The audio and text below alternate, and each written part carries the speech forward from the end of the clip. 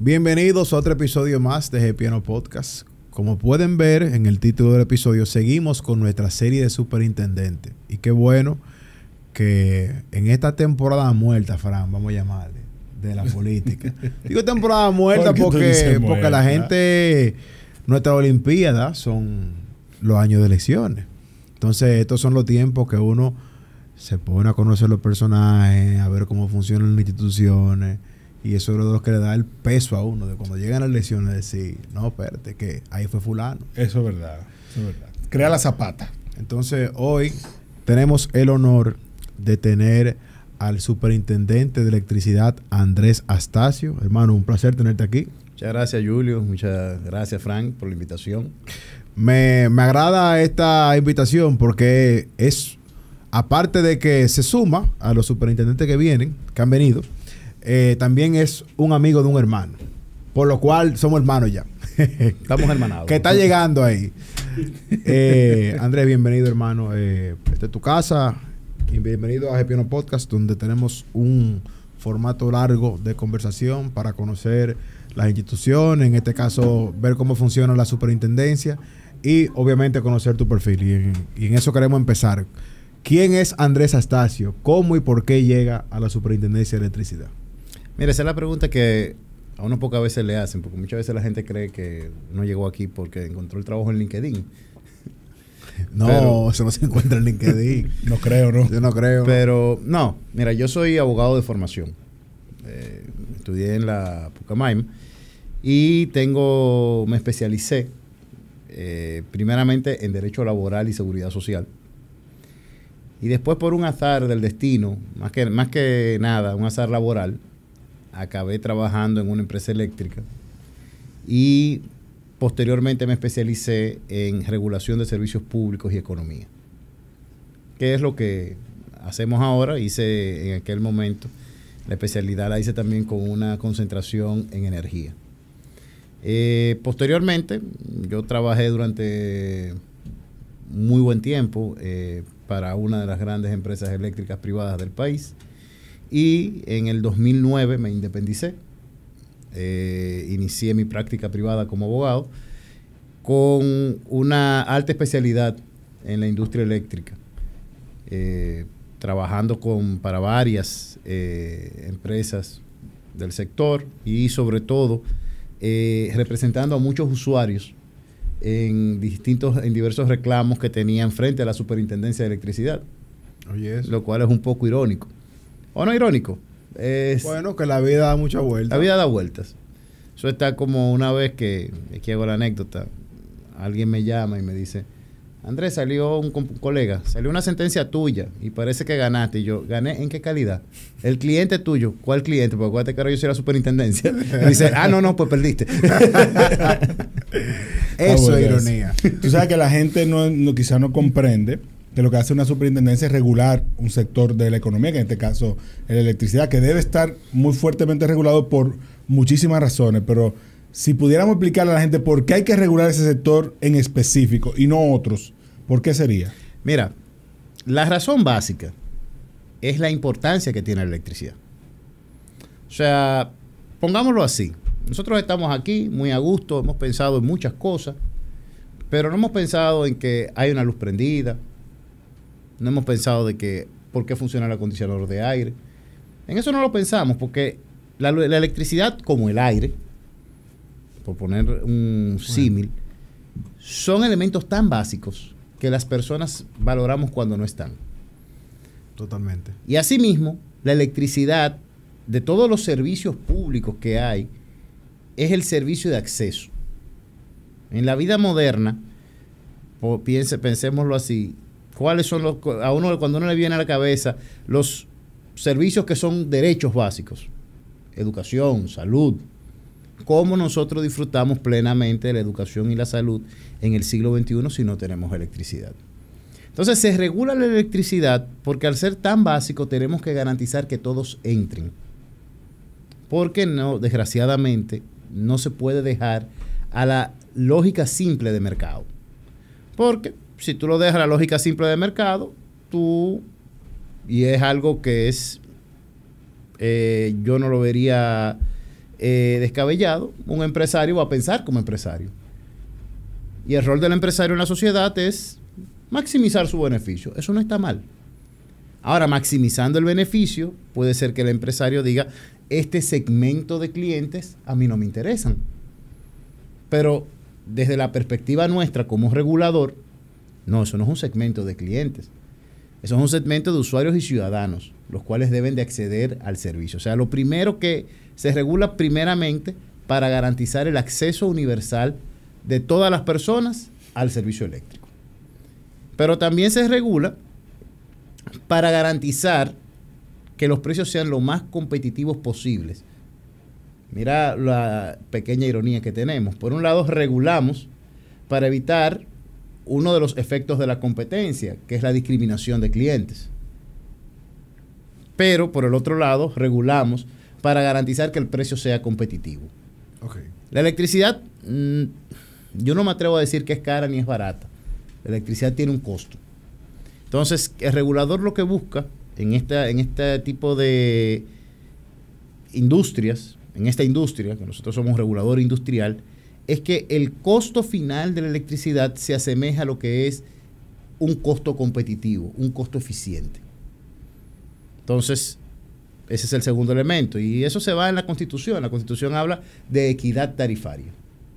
Entonces, para entender ya un poquito más y tener un poco de contexto, sabemos que la superintendencia regula la electricidad, pero yo quiero ver ahora un poco de su visión. ¿Qué usted encuentra cuando usted entra a la superintendencia de electricidad y cuáles objetivos o cuáles logros usted allá en sus 3 años de gestión, porque entró en el 2022, ya ha capitalizado en la superintendencia? Mira, cuando nosotros llegamos a la superintendencia de electricidad, que es una institución que tiene 24 años, lo primero que encontramos es un regulador que está en medio de un proceso intenso de transición. O sea, lo que está transicionando, nuestra industria está transicionando. Y por vía de consecuencia, el regulador tiene que ponerse a la par de esa transición.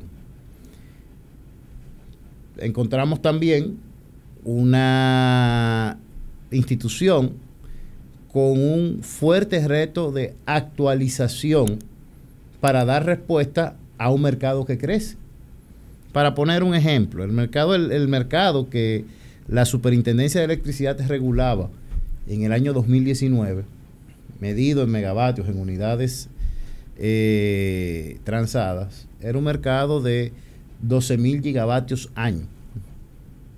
Hoy, en 2025, estamos hablando de un mercado que probablemente llegue a los 24,000, 25,000 gigavatios año. Es decir, estamos hablando de un crecimiento de la industria de un 60-70% en un periodo de 6 años. Esto, para los que trabajamos en la industria eléctrica, es una preocupación, nos saca canas, que todo lo que pensemos, pero para la sociedad es una gran noticia. Porque si lo pensamos así, ¿qué hace una persona cuando le sobran 5,000 pesos? Depende de la persona. Pero yo estoy seguro que si va a comprar un bien que no sea consumible inmediatamente, ese bien va a consumir electricidad. Ah, claro. Entonces, ¿qué quiere decir eso? Que hay una correlación directa entre el bienestar de los ciudadanos y la electricidad que consumen. Entonces, esa tensión a la que se veía sometida la superintendencia en el 22 era una buena noticia para la sociedad dominicana. Entonces, ¿qué nosotros vimos? Bueno, mira, lo primero es que hay que adecuar el marco normativo del país a esta nueva realidad. Por ejemplo, la Ley General de Electricidad y ninguna norma contemplaban cosas como la movilidad eléctrica. Porque sencillamente cuando se hizo la ley no había carros eléctricos. Las energías renovables. Los criterios de regulación eran criterios de incentivo, no bajo un criterio de organización como un elemento competitivo dentro del mercado. Pero por el otro lado, tú tenías unos avances, unas disrupciones de las tecnologías de la información en los elementos de red que tampoco estaban regulados. Y lo más importante, la sociedad dominicana per se a partir de 2020, hizo un cambio en su paradigma de prestación del servicio. El servicio eléctrico en República Dominicana hasta 2020 era un servicio que se caracterizó históricamente, y esto no se señala a nadie, históricamente el servicio se caracterizó por ser un servicio en escasez. O sea, los dominicanos todos recibimos interrupciones diarias durante muchos años. Todos. Y programadas, y hasta habían páginas de internet donde tú accedías a ver tu circuito. A ver tu circuito. Sí, y funciona todavía, de que si sucede eso, lo bueno es que antes no lo teníamos, que tú llamas y te dicen a qué hora se va a restablecer. Y debo decir que cuando me ha pasado son exactos, o sea, son muy consistentes. Porque la diferencia es que ahora la interrupción es por una avería. Okay. O por una falla que pueda tener el sistema. No es por administración de gestión del servicio. No es gestión del servicio. Claro. Entonces, ahí, cuando la sociedad cambia ese paradigma, también surge entonces otra necesidad. Y es la base de lo que fue el punto de partida para la agenda regulatoria que nosotros hemos desarrollado en estos 3 años, que es la calidad del servicio.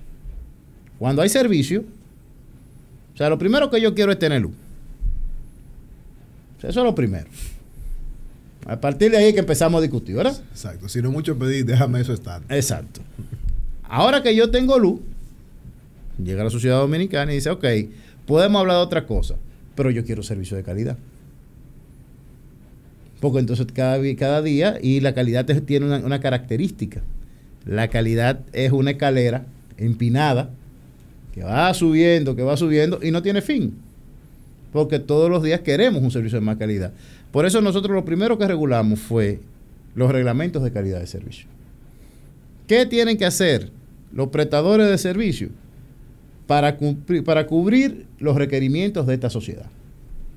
Ahí nos estamos refiriendo a las EDES, principalmente. A las EDES y a los y a sistemas lo que privados. tienen sistemas exactos, CPE, A todo el mundo. Luz y Fuerza. A todo el mundo. Okay. Entonces, ese es un proceso, evidentemente. Uno no puede decir, vamos con una varita mágica y si te falla la línea 20 veces en el mes, que ahora te falle 2 veces en 5 días. No, eso no pasa así. Porque en esto, como les dije, esto es una industria, y en las industrias no es solamente tener dinero, no es solamente tener buenos planes. El activo más valioso es el tiempo, porque las infraestructuras toman tiempo hacerlas.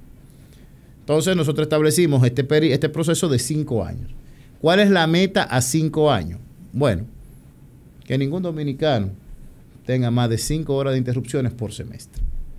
Por semestre. Por semestre. Estamos hablando de 5 años, del 2022 al 2027. Exacto. Okay. No, 2023 a 2028. Ok. Porque se regula y porque empieza el entonces 1 de 2022, enero. claro. Se empieza el 1 de enero. ¿Dónde estamos hoy?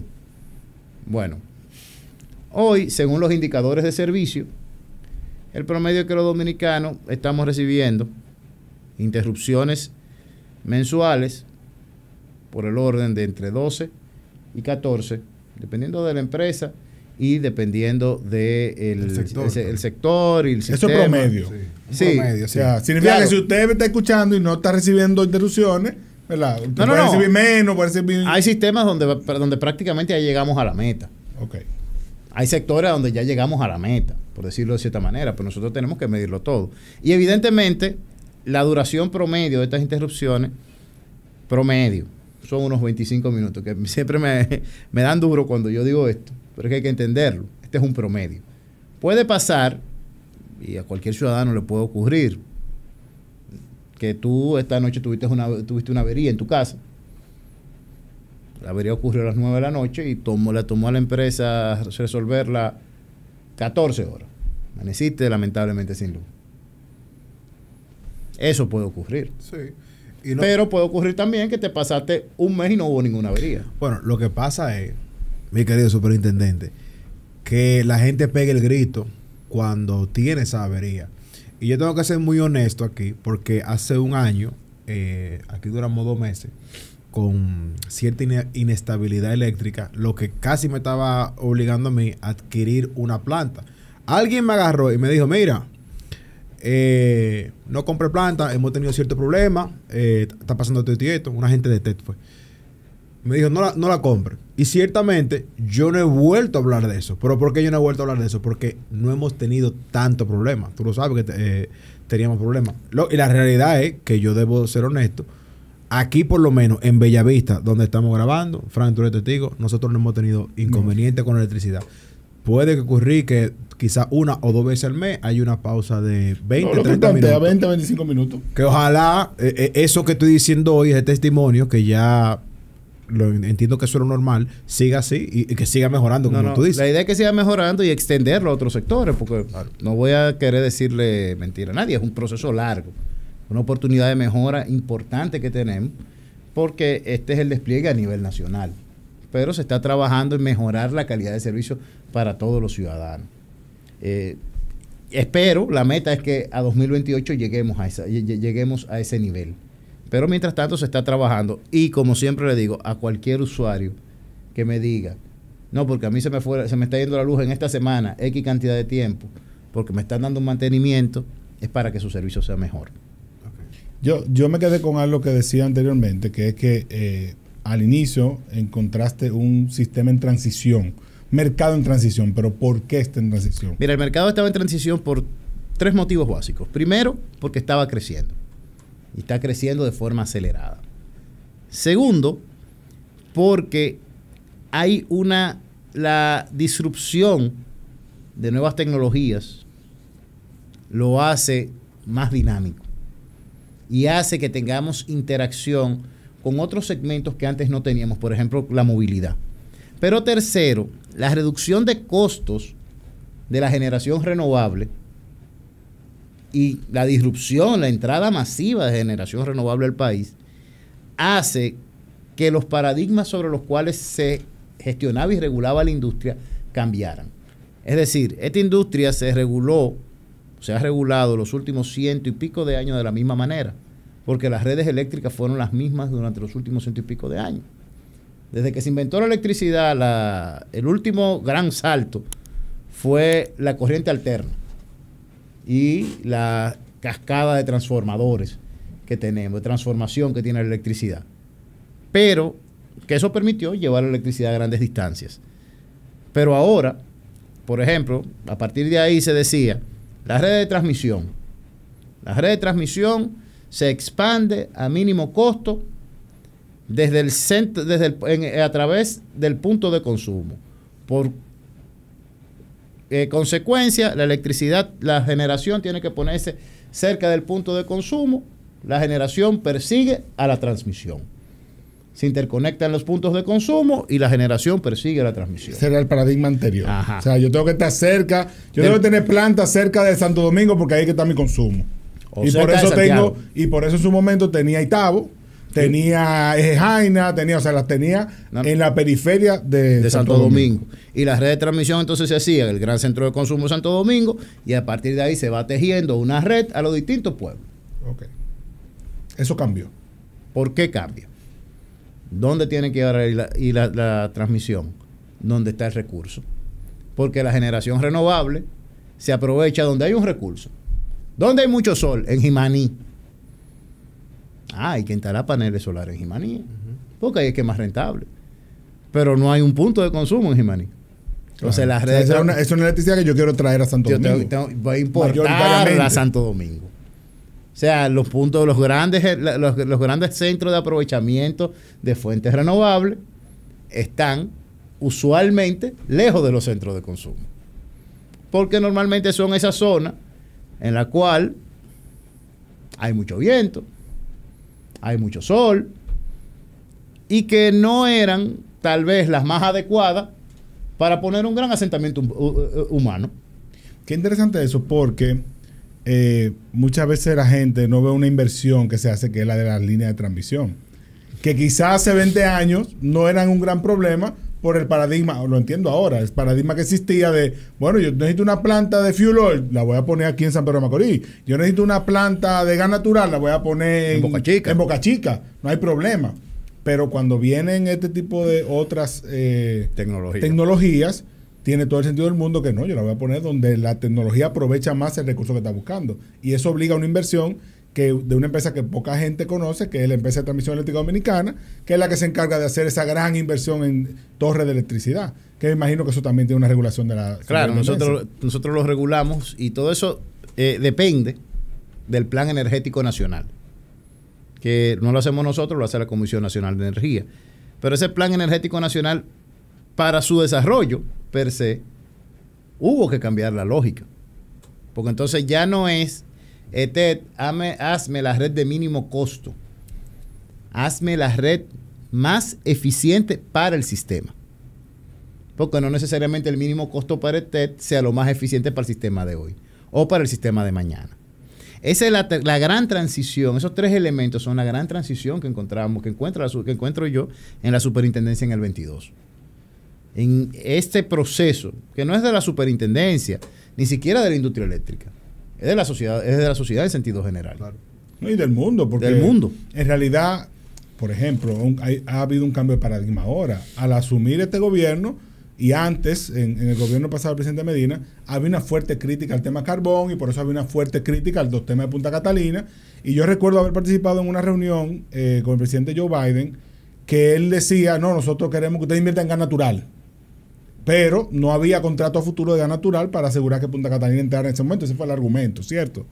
Pero ahora, pasados 5 años, 6 años, viene Trump y dice, no, drill baby drill, yo quiero petróleo y carbón por un tubo, y cambia el paradigma mundial. No es culpa de nosotros, no es ni siquiera algo en lo que nosotros incidimos, pero sí cambia el interés, el apetito de los inversionistas de en qué van a poner su dinero, porque al final esto alguien lo paga. Sí, no. Gracias a Dios, Trump no cambió la venta de gas. O sea, queda gas, pero él abre también los otros. Él abrió los otros. Okay. Y cambió un paradigma que sí había, que se mantuvo durante este lustro, que fue la preferencia de financiamiento hacia las renovables. Que fue lo que impulsó Biden en su gobierno. Que fue impulsado, eran políticas públas que se impulsaban desde, no solamente Estados Unidos, también Europa, ¿eh? Porque hay que entender que al final del día los grandes financiadores mundiales son organismos internacionales o empresas europeas o estadounidenses u organismos internacionales en los cuales los europeos y los estadounidenses, por tener más capital, son los mayores accionistas. Claro. Son los que tienen mayor incidencia. Eso es una realidad. Y ahora el bateador se prepara con 2 outs.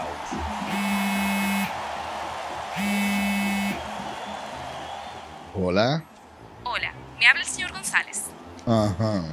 Le llamamos porque usted es un cliente preferencial y queremos ofrecerle nuestra tarjeta Gol, la cual tiene infinitos beneficios, entre ellos descuentos en supermercados, salones de belleza, farmacias y acumula puntos para viajes al extranjero, incluso a la luna. Hay mejores formas de evitar llamadas no deseadas. A través de la aplicación de ProUsuario, ahora puedes solicitar que te excluyan de los listados de marketing de las entidades financieras. Descarga la app en Google Play y App Store. Solo tiene que indicarme dónde le enviamos el plástico de su tarjeta. No me diga. Hablando ya que tú hablas de Punta Catalina, de carbón y que lo que se quería era una planta de gas en ese momento, ¿cómo impacta en el país la nueva planta Manzanillo, Gas and Power? Que se dice, según he escuchado, que tiene la misma magnitud de una Punta Catalina, pero es de gas. O sea, que quizás era todo lo que la gente estaba pidiendo en aquel momento. Mira, ¿qué tan desierto es eso? O sea, de que tiene ese impacto. Mira, cada unidad de Punta Catalina es de 360 megavatios. A carbón, como todo el mundo lo sabe. Manzanillo Power and Gas y Manzanillo Energy, que es proyecto futuro, son 3 unidades de 414 megavatios cada una. O sea, que son más grandes. Son más grandes que Punta Catalina. O sea, en Manzanillo, el país, con Dios mediante, en 2028 va a tener un hub energético de 1.200 megavatios. Va a ser el hub energético más grande del país. ¿Por qué República Dominicana o el gobierno dominicano de Luis Abinader apuesta al gas natural? Tiene que ver con 2 cosas. Primero, el presidente, que es quien define la política energética, definió que República Dominicana va hacia un futuro verde. Pero no es un futuro verde solamente por el esnovismo de ser green. No. Es un futuro verde porque uno de los elementos esenciales que debe de tener toda sociedad si quiere tener un desarrollo sostenible en el tiempo es la independencia energética. Entonces, República Dominicana, lamentablemente, la providencia nos dio muchas cosas, pero no nos dio hidrocarburos. Entonces, tenemos que avanzar en las fuentes renovables para tener cada día menos dependencia de esos mercados. Como dijo Fran, ahora Trump dijo, yo quiero también vender petróleo y también quiero vender carbón. Y República Dominicana tiene que adaptarse. Entonces, eso es una limitante. Pero por el otro lado, se elige el gas natural porque primero tiene menor impacto medioambiental que otros combustibles, pero también nosotros nos encontramos en una buena zona para adquirir gas natural. Porque nosotros nos encontramos en una de las pocas regiones del mundo donde hay dos grandes hubs de liquefacción de gas a menos de 3.000 kilómetros. Trinidad y Tobago, uno. Trinidad y Tobago y Freeport en Luisiana. O sea, tenemos dos grandes plantas de liquefacción cerca. Lo que hace, sí, estamos sometidos a las variaciones de precio, pero nos facilita el suministro. Fíjense que en 2022 tuvimos la invasión de Ucrania por parte de Rusia. Rusia invadió Ucrania y cortó el suministro de gas a Europa. Los precios del gas se volvieron locos. Y eso se mantuvo hasta finales, hasta principios del 24. Nosotros como país estuvimos sometidos a eso, pero no estuvimos en riesgo de suministro. Como si estuvo Europa. Porque nosotros estamos en una buena zona para la adquisición de gas natural. O sea, es un combustible al que nosotros tenemos acceso. En el largo plazo también los precios del gas se ven más estables que los de otros combustibles. Tú me puedes decir, pero el carbón siempre es más barato. Sí, eso es cierto. Pero el carbón está sometido, dependiendo a la agenda política, a muchas externalidades que se internalizan en el precio. Hace 1 año y medio en Estados Unidos se estaban cerrando todas las minas de carbón. O sea, si vemos la sociedad en su futuro, ¿qué nos garantiza que en 15 años no volvamos a esa misma política? ¿Y qué nos garantiza que esa política no se derrame a otros países? Entonces, República Dominicana, la política energética dominicana, una de las cosas que busca es, evidentemente, la sostenibilidad financiera, pero también la sostenibilidad del suministro y lograr algún espacio de independencia energética. Yo estuve en Manzanillo coincidencialmente y me quedé, se construyó un hotel justo al lado del Power and Gas, ¿verdad? Ajá, Power and Gas. Manzanillo Power and Gas, que es un proyecto extraordinario, la verdad. Una planta enorme. Es bueno decir que es privado. Bueno, ahí voy con mi pregunta. Esto es una inversión privada, también la que se está proyectando en la otra parte de Manzanillo. Pero mi pregunta va en el sentido de que cuando se hizo Punta Catalina tuvo un efecto en el mercado de estabilización de los precios porque entró un jugador grande, que en este caso era estatal, con un precio mucho más barato que el resto de los privados. En este caso va a entrar un jugador privado, va a ser el más grande. ¿Qué efecto se prevé que tendrá en el mercado en los precios? Y en esa independencia que el mismo Estado debería promover. Mira, sin cuestionar, obviamente, que el sector privado también tiene que participar en esto, obviamente debe. Mira, el efecto que tuvo Punta Catalina en los precios no fue por el hecho de ser privado o público, fue por el hecho de su costo y eficiencia. Porque al final en el mercado no se discrimina para la determinación de costos si es privado o público. Okay. Entonces, ¿qué esperamos nosotros? Bueno, Manzanillo Power and Gas y las otras empresas, las otras unidades de Manzanillo, así como las dos unidades que se están construyendo en Boca Chica, también a gas natural, deben de tener un efecto similar en los precios. Pero ese efecto, si lo combinamos con las expectativas que tenemos de penetración de renovables, ahora con almacenamiento de energía, entendemos que va a ser más sostenible en el tiempo.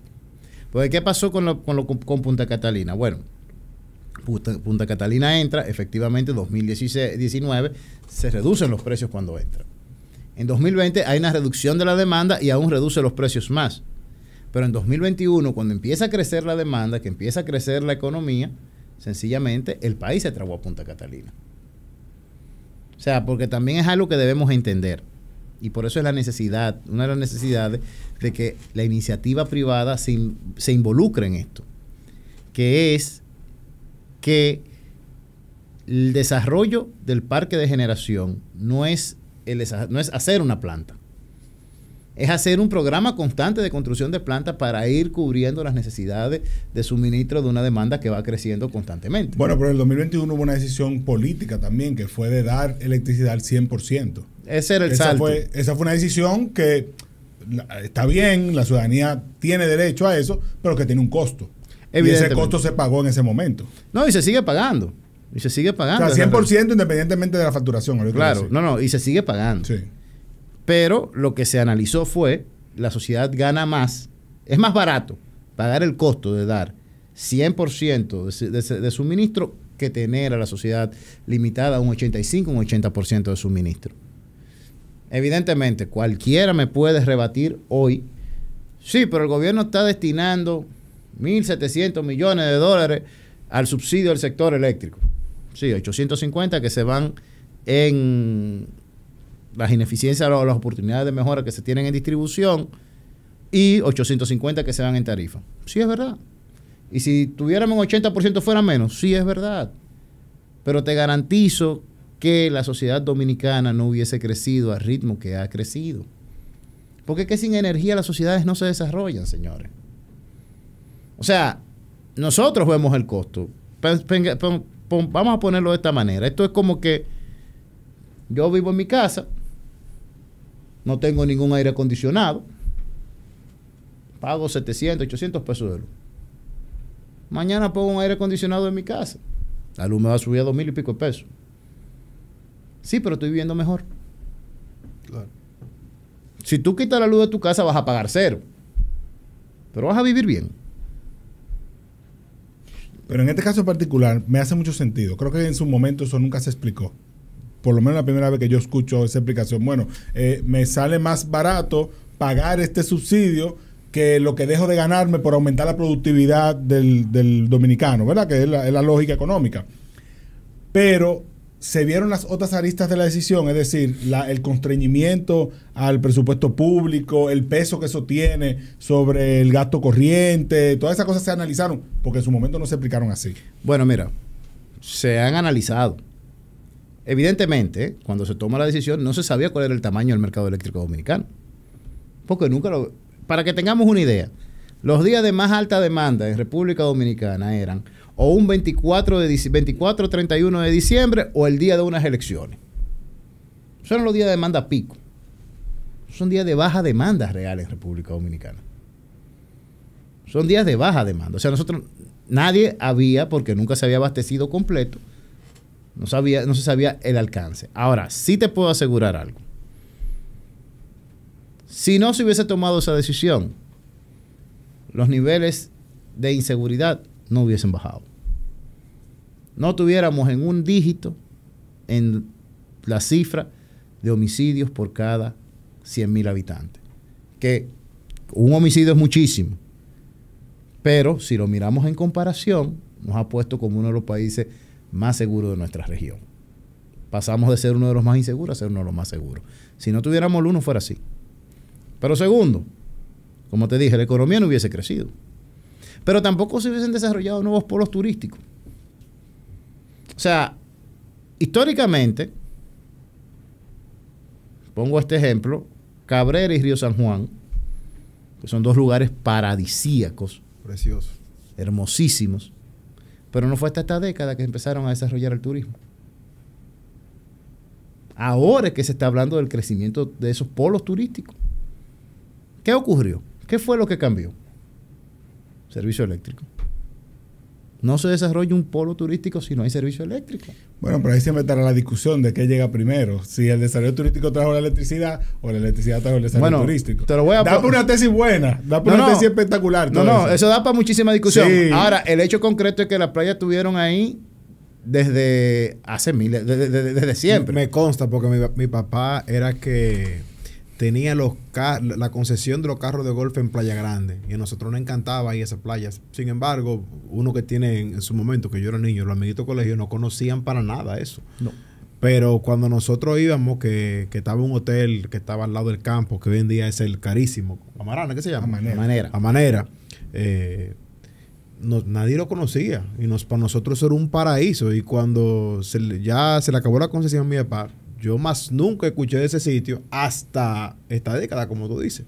Y es verdad que ahora el que va ahí o es privilegiado o para entrar a ese hotel, yo no creo que... No, pero ese es un hotel, pero el desarrollo que está teniendo la región, señores. Hay que darle también un agradecimiento a DJ Khaled, porque el tipo está... Y a Jordan, que hago el documental. Hago el paréntesis al tipo. El tipo nos hace buena promoción. Dominicano. La verdad es que sí, nos hace muy buena. Hay que darle la llave de la ciudad. Y le gusta ese pedacito. Lo hicieron un buen distinguido. Sí, lo hicieron un buen distinguido. Pero bueno, eso, volviendo al tema, me hace totalmente sentido. No es que no. El hecho de poner en una balanza que me sale menos costoso, no más barato, menos costoso. Privar al país de esa productividad que genera la electricidad, que es fácilmente demostrable, o ahorrarme el dinero de los apagones. Y esa parte del subsidio, de nuevo, da por una gran tesis. Pero esa otra parte de las pérdidas, que tenemos ahí las inversiones necesarias y demás, o sea, hacia allá que la superintendencia puede hacer para regular esa parte. Mira, porque la superintendencia no construye. No, mira, esa es la gran oportunidad de mejora, porque es verdad. Y ahí le digo que es cierto, sí. Tomamos la decisión, el gobierno tomó la decisión basado en que lo mejor era dar luz. Ahora, tenemos que quedarnos como estamos, ya, por eso. No, eso hay que reducirlo. Entonces, ahí engancho con lo que hablábamos al principio. Los planes o mejor dicho, los reglamentos de calidad de servicio apuntan a eso. Hay un reglamento específico que es de calidad comercial, que es que las distribuidoras regularicen todo su ciclo comercial. Evidentemente, el gobierno central actúa en consecuencia y se están haciendo grandes inversiones en ese sentido. Ahora, se los dije hace un minuto, en esta industria el activo más importante no es el dinero, es el tiempo. Porque lamentablemente a las distribuidoras tú le puedes poner en la mano a la distribuidora $3,000 millones hoy. Pero nadie le va a quitar que van a necesitar 3 o 4 años o 5 años para hacer un despliegue de esa inversión que impacte realmente. Entonces, por eso es la misma razón que engancho de nuevo, porque este programa, esta regulación la hicimos pensada en 5 años. Porque hay que hacer una serie de inversiones para garantizar la calidad de servicio. La calidad de servicio, a su vez, debe también de redundar en una mejora de la performance, de la operatividad de las empresas. Porque eso también es medible. Y de esa forma que la superintendencia lo ha ido regulando. Ahora, yo quiero hacer una pregunta. Yo sé que hemos hablado de eso, pero yo quiero saber realmente qué tanto se ha avanzado en el país con la energía renovable. Y adicional a eso, tú mencionaste ahorita lo de los incentivos, que eran incentivos. Ahora, en algunos sectores se ha vuelto un mercado competitivo, como son quizás los de los vehículos. Entonces, quiero saber qué tanto se ha avanzado en energía renovable en nuestro país y cómo ustedes ahora ven algunos incentivos. Mira, en el 2025. Si nos vamos a 2020, nosotros desde 2007 tenemos una meta de que el 25% de la electricidad consumida por los dominicanos viniese de fuentes renovables. En el 2020 nadie apostaba a que esa meta se lograba. Se logró. De hecho, yo llegué a participar en reuniones donde se aconsejaba: sincericen la meta, señores. Vamos a sincerizarla. Eso no se va a lograr.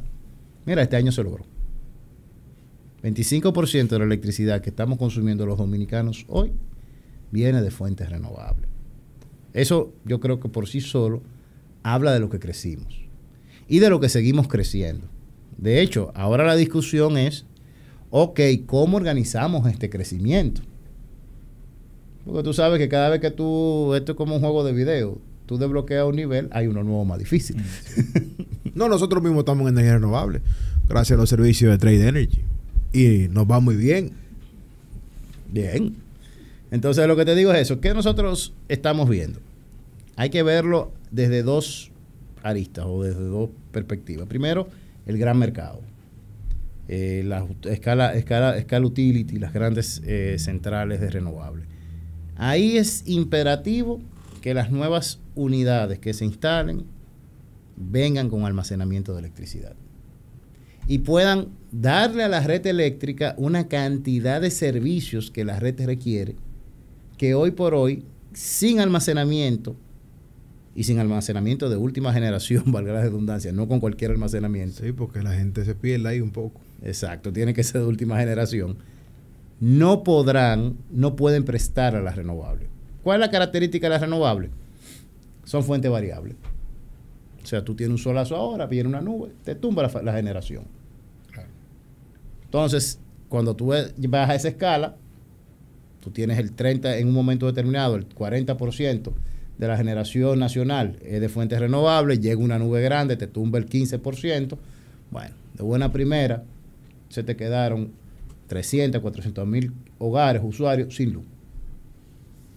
Entonces tenemos que instalar ahora elementos que garanticen, que le den esa estabilidad a la red eléctrica. Es bueno que la gente entienda que no estamos hablando de una batería en tu casa. No, estamos hablando de una batería en el parque eólico o en el parque solar. Y no una batería de plomo, una batería de litio. No, estamos hablando de litio, ¿verdad? Sí. Otros componentes, no sé si hay otro además del litio. Bueno, hay varios. Porque se habla mucho de todo eso. Cuando habla de tierra rara, es de eso que se habla. Exacto. De componentes para eso.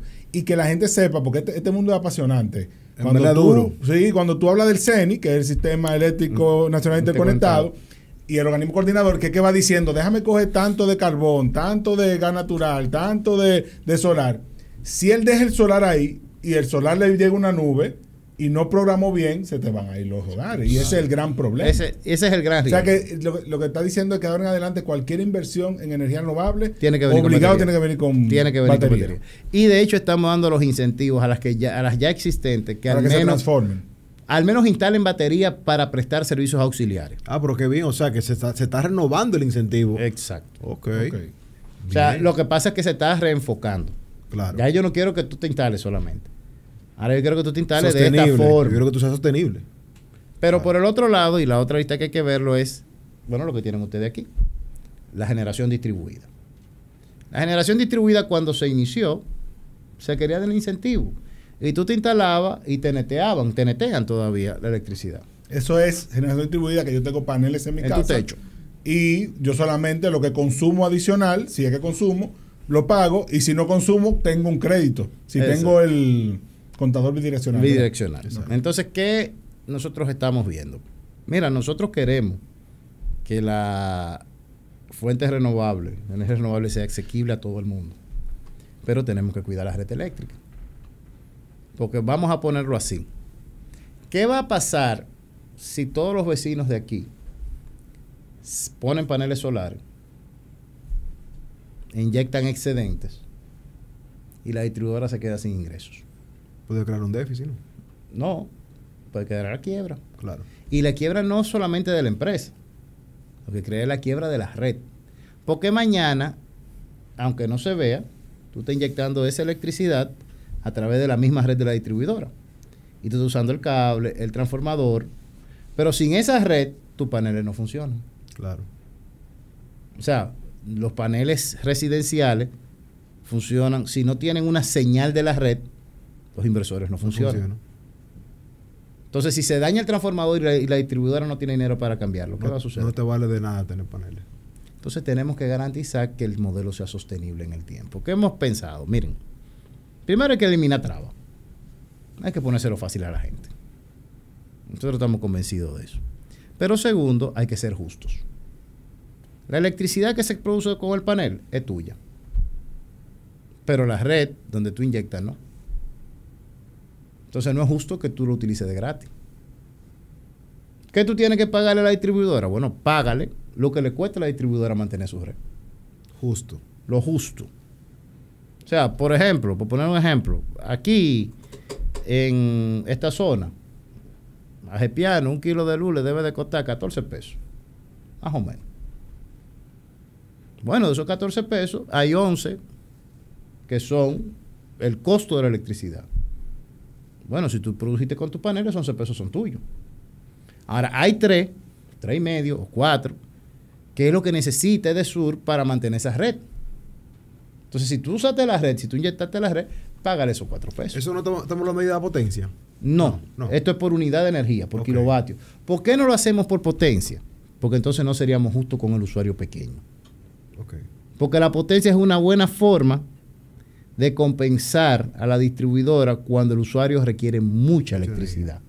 Que eso fue un debate fuerte con un caso en Punta Cana, Exacto. que decían que se había cambiado la regulación para cobrar por la potencia instalada y además por el kilowatt. Lo que vamos es, y ya yo estoy, esa regulación... Eso está todavía no ha salido. Sí, pero ya está prácticamente lista. Ok. Ya le estamos dando los últimos... Respira, Sergio Carlos. Le estamos dando los últimos toques. Y es básicamente lo que buscamos es eso. Bueno, mira, paguemos, que cada quien pague lo justo. Porque si no lo hacemos así, si no lo organizamos así, lamentablemente, señores, la industria, podemos poner en riesgo la red. Tiene mucho sentido, porque yo recuerdo que me tocó participar en el reglamento de la 57-07, que era energías renovables, por parte de la consultoría jurídica, en una labor asistencial. O sea, yo no conocía el tema, simplemente estaba ahí. Y recuerdo que en ese momento era una utopía, poner un panel solar era, o sea, una cosa carísima primero. Recuerdo que Al Gore tenía un cuadro que decía lo que se había abaratado el costo, versus ahora que es relativamente muy barato, versus lo que tú obtienes. Entonces, el sistema no previó eso. No se preparó para eso. La regulación no se preparó para eso. La regulación no fue concebida para eso. Exacto. Fue concebido para eso, para darle un incentivo, para un fiebru, por decirlo de cierta forma, que pone un panel, que gasta un dineral para poner un panel, y que es chiquitico el panel, súper ineficiente, y que lo que te va a inyectar es 1, 2, 3, 4, 5 kilos. No ya para un elemento competitivo que puede ser una herramienta de ahorro y de eficiencia en cada hogar, no estaba contemplado. Ahora, ya queremos que sea una herramienta de eficiencia y ahorro en cada hogar, pero queremos también que se preserve la red eléctrica. No, que en aquel entonces la materia energética era fuel oil. Claro. Con un petróleo a $150 el barril, el gobierno estaba loco porque la gente pudiera poner paneles solares para bajar esa presión. Pero eso también ha cambiado. Fue parte de la transformación, ¿cierto? Sí. Y de hecho, la matriz de generación ha cambiado muchísimo en ese sentido. En la segunda pregunta que le hice con los incentivos, que usted mencionaba que quizás eran incentivos antes, ahora se han vuelto competitivos. Yo estaba hablando de los vehículos. ¿Ustedes tienen que ver con eso? Mira, por ejemplo, ahora hay un gran mercado de vehículos y ni me quiero imaginar entonces cuando el país esté más preparado, que es una pregunta también que tengo, para los vehículos eléctricos, no me imagino el mercado chino cómo entrará de lleno aquí con esos incentivos. Mira, nosotros con los vehículos eléctricos, de hecho, quisimos prever lo que no se pudo prever, porque no se podía ver en aquel momento, qué pasó con la generación distribuida, con los paneles solares.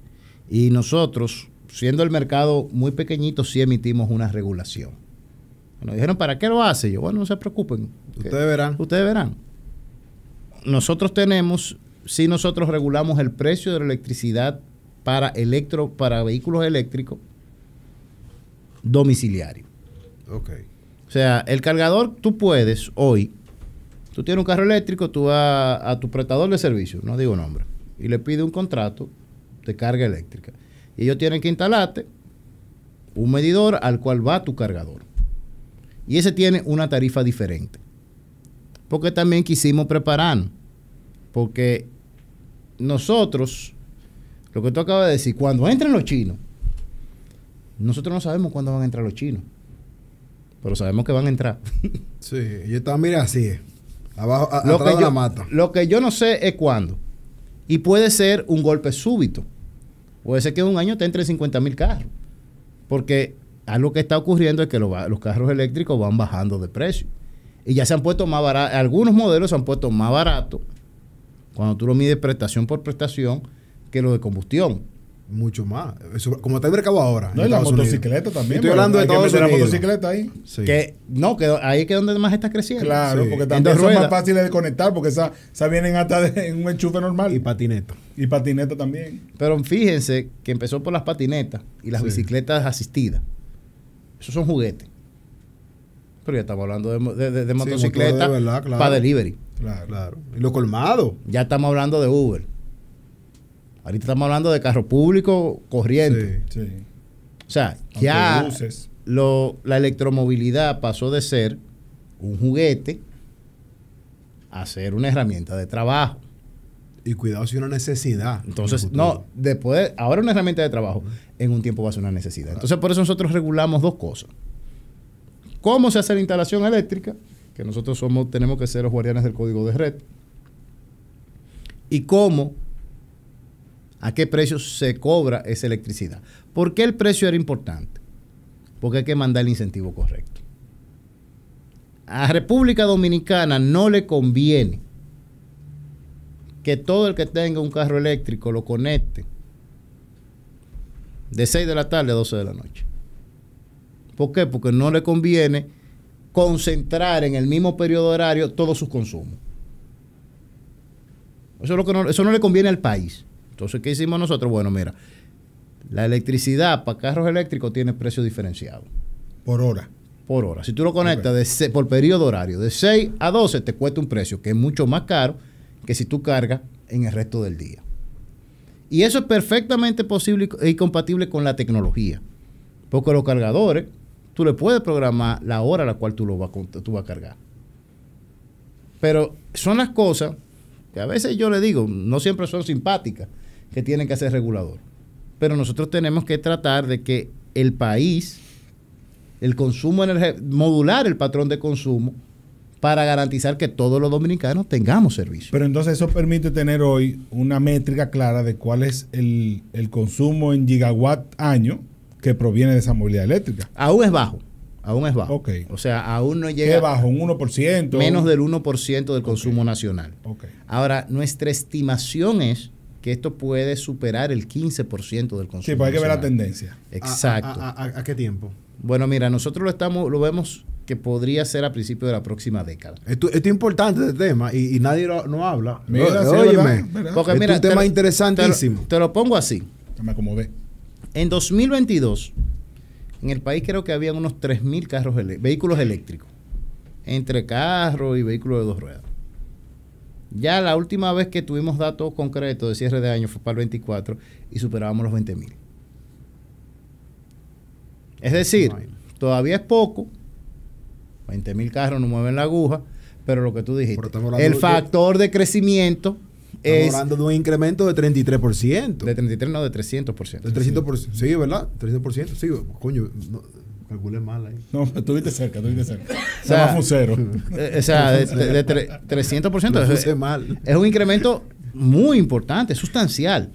Entonces, esas son las cosas que nosotros tenemos que ir preparando al país. Ahora yo vuelvo y le pregunto, ¿los incentivos se mantendrán? Mira, ya el tema de los incentivos... Para la importación de vehículos eléctricos. Ya esos son incentivos fiscales. Ok. Que salen ¿Usted de no incide ahí? Nosotros no incidimos en nada Okay. en los incentivos fiscales. Ahora, tú me dices mi opinión. Los incentivos son necesarios mientras el producto lo requiera. Hay que incentivarlo. Hay que incentivarlo. Ahora, después que tú tienes un producto más barato, ¿por qué tú tienes que incentivarlo frente al producto más caro? Tal vez hoy no sea el día, pero en el momento en que ese producto sea más barato que su sustituto, o tú lo incentivas a los dos, caso en el que deja de ser un incentivo, o lo pone a los dos en la misma condición. Bueno, pero ahí me hace mucho sentido que el que analiza el sistema, el que ve el bosque, sea capaz de decirle a la dirección de impuesto interno, mira, en realidad hay que ir discutiendo en qué momento vamos desmontando esto, porque tiene otro efecto, una externalidad negativa en mi sistema. Mira, después de este podcast, los concesionarios más grandes del país ya se van a poner en eso. Porque es que el mercado chino ha sido una gran amenaza para los concesionarios tradicionales. ¿Por qué? Porque obviamente los carros chinos son más baratos. Ahora, si hay algo en que los chinos están bien avanzados, son en los vehículos eléctricos. Sí. Mucho más avanzados. O sea, los mismos influencers americanos te dicen, yo fui a China y la tecnología que ellos están utilizando en marcas hasta que salieron hace apenas 4 o 5 años son mucho más avanzadas que los vehículos americanos, europeos. ¿Tú viste el Xiaomi el otro día? Óyeme, si ese mercado se mete aquí, ahí es verdad que ya no va a ser de que Yetur vendió más que Chang'an vendió. No. Van a tener serios problemas. No, y sumar un factor en el que China está muy avanzado, que es en el desarrollo del tema de tierras raras, y por ende tiene más capacidad de el almacenamiento de energía. Tiene muchísimo más avance que Estados Unidos. Ellos Mira, la tecnología es muy similar en los dos, en ese sentido. Ahora sí, los chinos tienen el control de la refinería de tierra rara. Claro, en África se han metido, el mismo China. O sea, tienen más capacidad de refinado de las tierras raras hoy día. Pero ya eso es una cuestión geopolítica. Sí, es política. Yo lo tiro ahí. Y creo que es la más trascendente que vamos a tener en la próxima década y media, que es la participación de las grandes potencias en la explotación de tierras raras. Nosotros, gracias a Dios, por lo visto tenemos una buena reserva de tierras raras, es lo que dice todo el mundo. No, hay una buena regulación que está preparado ahí, sí. por si acaso. No, nos estamos preparando para lo que viene. O sea, porque hoy no tiene impacto, pero muchas cosas, lo que hablamos, los paneles solares. Lo pondremos un día este podcast. ¿Te acuerdas? Míralo ahí que lo hablamos. No, porque puede ser exponencial el desarrollo. O sea, no tiene que ser poco a poco. De un momento a otro puede dispararse. Como puede ser súbito. Y si el año que viene me entran 50,000 vehículos de chinos de litio, o sea, con batería de litio. O me entran 100,000 y se venden. Sí, claro, y se venden. O sea, porque, señores, lo que determina que una gente compre una cosa u otra son dos cosas. Confianza en la calidad. No necesariamente calidad, confianza en la calidad y el precio. Sí. Y lo único que cambia la confianza en la calidad es si el precio es mucho más bajito. Claro, totalmente de acuerdo. Andrés, ¿y qué te gustaría, o sea, qué tú visualizas que tú quieras lograr al momento de salir de ahí? ¿Y cómo tú quieres que sea la evolución de la Superintendencia de Electricidad a lo largo del tiempo? En los próximos 10 años, por lo menos. Yo no espero hasta 10 años más en la superintendencia. No, pero por lo menos que te digo, al momento que tú... No, yo lo que digo es que quizás no necesariamente la superintendencia, pero yo quiero saber cómo tú visualizas que se vaya desarrollando la superintendencia a lo largo de 10 años. Mira, la superintendencia es una institución que va a seguir creciendo. Por ejemplo, hoy por hoy, algo que no hemos mencionado, la superintendencia de electricidad hoy recibe desde el área de Protecon, que es de protección al usuario, el doble de reclamos que recibía antes. Cuando nosotros analizamos, no es que se duplicó el número de reclamos en la distribuidora. Que la están conociendo. Es que hay más confianza. Es que Protecon decide el doble de reclamos que decidía antes. Pero espérate, Protecon. Vamos a ir a Protecom es una protección al usuario. La Oficina de Protección al Consumidor de Electricidad. ¿Y eso ha significado qué para esos usuarios? Bueno, mira. No hay respuesta, porque la gente a veces cree, no me fallaron a favor. Mira, yo creo que nunca es bueno que uno hable de la impresión de lo que uno mismo hace. Pero yo me voy a remitir a la encuesta de satisfacción al usuario que hizo el Ministerio de Administración Pública el año pasado. El 89% de las personas que fueron a Protecon quedaron satisfechas del servicio que recibieron. Y lamentablemente no todos tenían la razón. Ahora, ¿qué sí tiene que hacer Protecon? Y ahí voy hacia lo que debe hacer la superintendencia. Lo que yo veo que debe ser la superintendencia en el futuro. La superintendencia tiene que trabajar mucho en educar a la sociedad. ¿Cuál es la verdadera satisfacción que hemos identificado que recibe el usuario? Cuando tú le dices que sí a su reclamo, evidentemente queda satisfecho. Pero cuando tú le dices que no, que es el 55% de los casos, tú te sientas y le explicas. Mira, Julio, lo que tú tienes, a ti te subió la factura, no porque tu medidor está mal. Revisa tu patrón de consumo. Mira a ver si la goma de la nevera está cerrando bien, te está hermetizando la nevera. Revísate si los aires acondicionados tuyos están a la temperatura correcta. Si el vecino está pegado. Eso es otra cosa. Buen tema ese. Sí, eso es un tema que da para mucho. Y cosas elementales, señores, y aquí tal vez valga la cuña a los ferreteros. El uso de regleta. Porque no nos damos cuenta de que los equipos de hoy apagados consumen entre el 40 y el 50% de la electricidad. Claro. El simple hecho de tú poner una regleta y cuando tú lo dejes de usar, apagar la regleta y cortar la electricidad a el equipo completo, te ahorra un dinero. Explicarle eso a la gente es importante. Nosotros hemos hecho un programa que se llama Sí Educa, que ahí nos fuimos hemos impactado a más de 5.000, ya bueno, ya este año casi cerca de 10.000 niños y adolescentes, en el cual nosotros vamos a hablar no de lo que cuesta la electricidad, sino de lo que vale. Cuando una persona me dice a mí, le dije ahorita, yo no entiendo, yo no me atrevo a decir que la electricidad es barata o cara. Ahora, yo sí te puedo decir a ti que la electricidad vale mucho. Vamos a hacer esta reflexión. Una persona me puede decir, eso me pasó. Una persona me abordó un día. Me dijo, ¿tú puedes creer que sea posible que a mí la luz me llegó de 18,000 pesos? Es una persona de clase media alta. Evidentemente, la discusión la tuvimos en su sala con aire acondicionado. Obvio. Y ahí mismo llegaron unos helados de su hijo, para sus hijos, normal, algo tan sano, que tú le compres helado a tus hijos, ¿verdad? Claro. Yo le pregunté, vean, ¿cuánto costaste en helado? No, el helado me costó, creo que fueron 800,000 pesos. Y yo, bueno, ¿te quejas por ese precio? No. Pues mira, independientemente de tu malestar, piensa que tú estás gastando 600 pesos de luz por día. Y esos 600 pesos de luz te están agregando más valor a tu calidad de vida que el helado que compraste. Y ojo, dame un poquito de helado que a mí también me gusta. ¿Le dio? Sí, me dio. Okay. O sea, es trasladar, la superintendencia tiene que trasladar a la población el sentido del valor de la electricidad. El sentido de que la electricidad es un bien escaso, no es un bien mágico, no es un servicio mágico. Es producto de toda una industria que trabaja para que a la gente le llegue la luz. También la superintendencia tiene que mantenerse a la vanguardia de la regulación, entender hacia dónde va el mercado dominicano y hacia dónde van las necesidades de los dominicanos. Ser proactivo. Ser proactivo. O sea, nosotros hemos tratado de ser proactivos en estos 3 años y yo espero que sigamos siéndolo. Que la superintendencia, yo siempre voy a ser parte de la superintendencia, aunque independientemente de si duro un mes o 10 años más. No, porque si no va a volver a tener caso en contra de ella. Exacto. Claro, de algo tenemos que vivir. Claro que sí, claro que sí. Entonces, pero sí, la superintendencia tiene que ser proactiva en la regulación. Y no puede perderse nunca en el eje, en la razón de ser.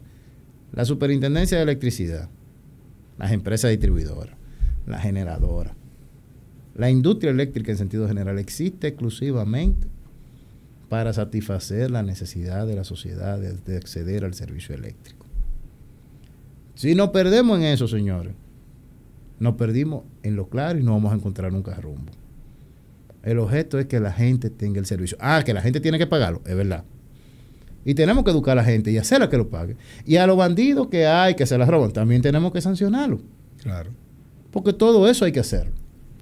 Porque lo que queremos es que la República Dominicana siga creciendo. Este país tiene una meta de duplicar su Producto Interno Bruto a 2036.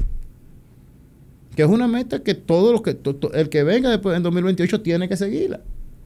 Pero para lograr eso, en este país tenemos que tener un servicio eléctrico eficiente. Y la superintendencia tiene que ser como regulador guía en ese tema. Pues mira. Tú sabes que no quiero dejar de preguntarle sobre el futuro en ese contexto del pacto eléctrico.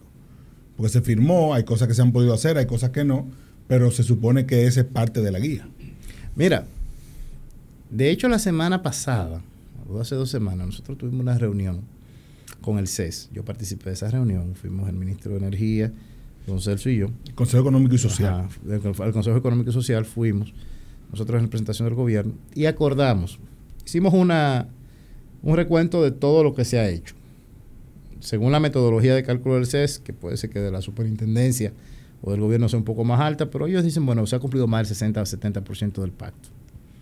Y acordamos hacer una mesa ya para recoger todo lo que no se ha cumplido, identificar qué debemos hacer para cumplirlo. Pero también identificar qué, señores, se pensó en su momento que se podía hacer y no se debe, y después cuando lo analizamos, no es el camino conveniente. Pongo un ejemplo. En el pacto se establece que las redes de 69 kilovoltios, que es un tipo de red, la red más pequeña, más baja, de alta tensión, pasen a la empresa distribuidora. Cuando nosotros como regulador y la misma empresa de transmisión eléctrica hace el análisis, dice, señores, eso no tiene sentido. ¿Por qué? Porque lo que debe de pasar es que esa red de 69 kilovoltios se mantenga en manos de la empresa de transmisión e ir sustituyéndola en el tiempo. Y que la empresa se siga manejando con las redes de otras tensiones más bajas. Entonces también hay que sentarnos en el pacto y sincerarnos, señores, miren, es que esto realmente lo pensamos así, porque pasa mucho. Tú planificas algo y dices, mira, vamos a hacer esto ex ante, y después cuando te va a la realidad dices, no, mira, por aquí que no debo de irme. Van corrigiendo en el camino. Y corregí en el camino. Claro. Entonces lo que acordamos fue convocar esa mesa de trabajo para identificar eso, y lo que falta por hacer, identificar la forma de hacerlo lo antes posible. Un mundo lleno de oportunidades te espera en ITLA. Desarrolla tus habilidades y agrega valor a tu perfil profesional con nuestra innovadora oferta académica. Contamos con 16 carreras tecnológicas de 2 años, cursos, talleres y diplomados en las áreas más demandadas de la industria tecnológica, con profesores altamente capacitados y un centro de certificaciones para avalar tus conocimientos a nivel internacional. ¿Imaginas un mundo en el que cada persona pueda cambiar su vida a través de la educación?